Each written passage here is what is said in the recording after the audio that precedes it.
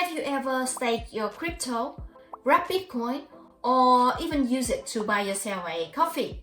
If so, you may be making tax mistakes and pay more tax than you need to. Today, I'm going to walk you through the 3 biggest crypto tax mistakes Aussies keep making. We will cover when staking gets taxed twice, is liquid staking and wrapping tax neutral, and why the personal use exemption is not a get out of CGT free card. You see, staking rewards hit your wallet and you get taxed. Months later, you sell those tokens and get taxed again. So you basically get taxed twice on the same token. Is it really though? No, it isn't.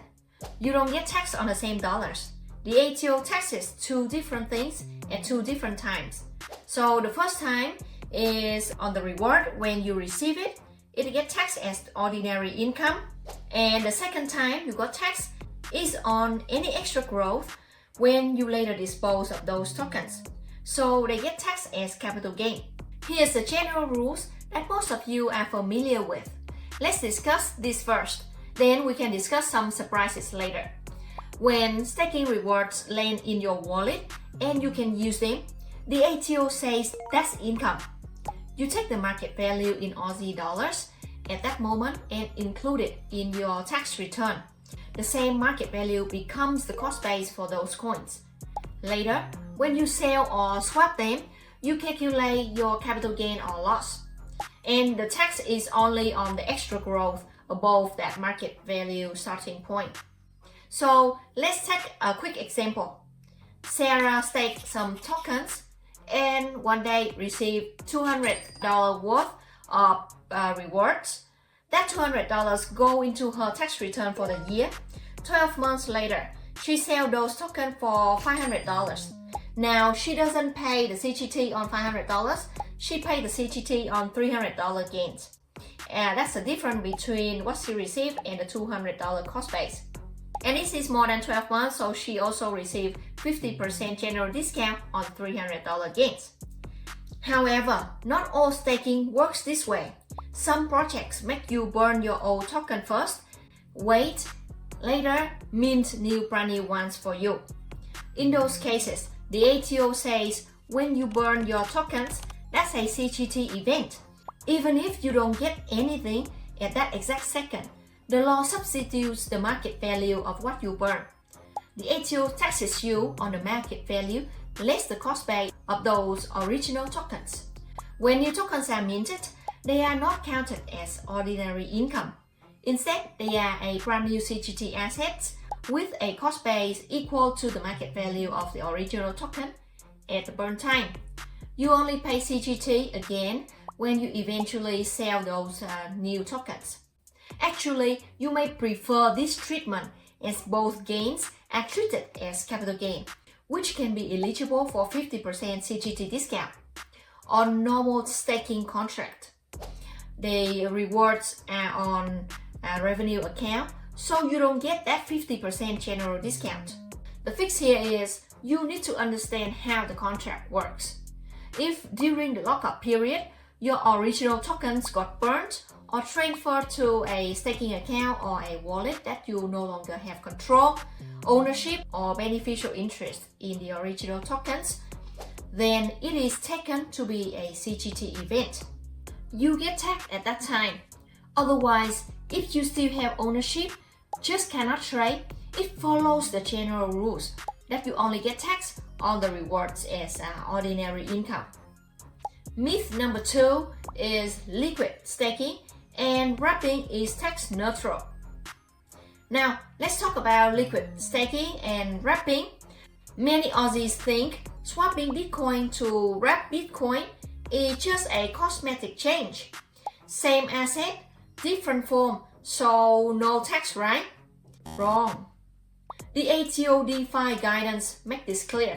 If you exchange one token for a different token, even if it's pegged 1-to-1, that's a disposal, which means a CGT event. Same as moving into liquid staking. It's like swapping a red apple for a green apple. Both are apple, but they are not the same one you had before. Now, you might be thinking, what if I unwrap my stake ETH back to ETH? Doesn't that cancel it out? No, unwrapping is another disposal. It's just another CGT event. So here's the checklist. Did you end up with a different token? If yes, it's likely a CGT event. You need to record the Aussie value at swap time and keep hashes and fees.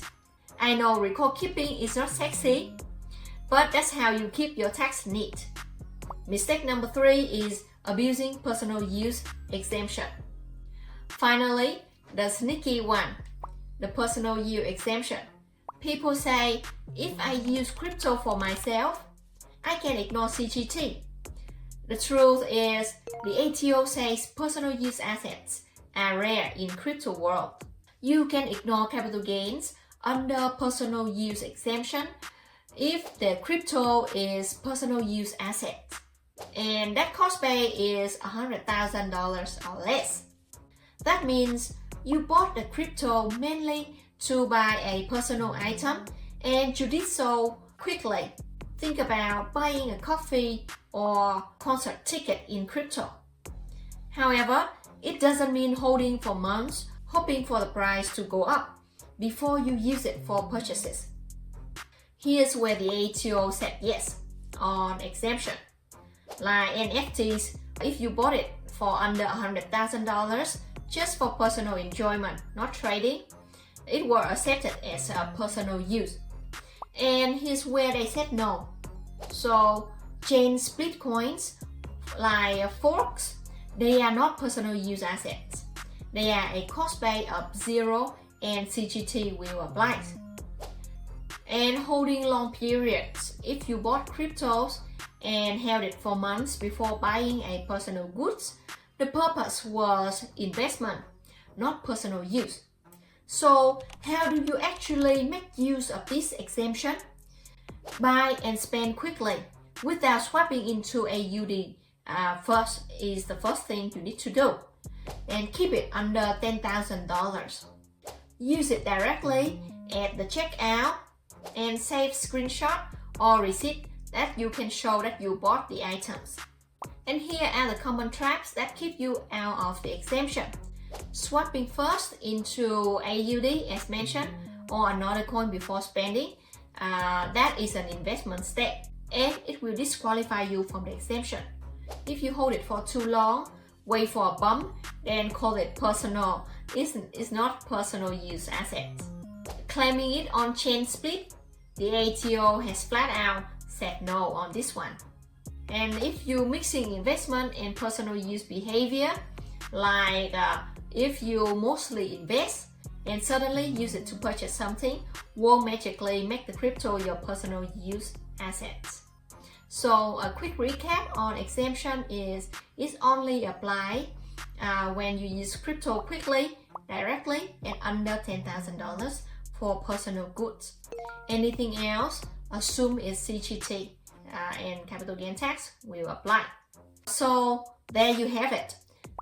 First one is staking. It's not double tax. It is taxed at 2 different times on 2 separate gains. And you need to understand the contract to identify the correct tax treatment. Second is liquid staking and wrapping. It's new token, new tax event. So whenever there's new token, there's new tax event. And the last one, personal use exemption is narrow and only for quick personal spends.